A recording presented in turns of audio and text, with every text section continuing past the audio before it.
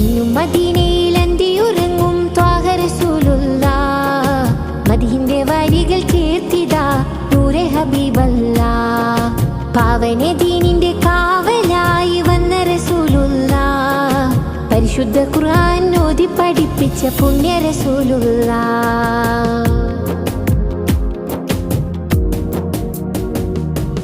അജ്ഞത മൂടിയ നാട്ടിലെന്ന് ഉദിച്ചവരല്ലേ, ആരാരും കണ്ടാൽ കണ്ണെടുക്കാതെ നോക്കുന്ന വജിഹല്ലേ.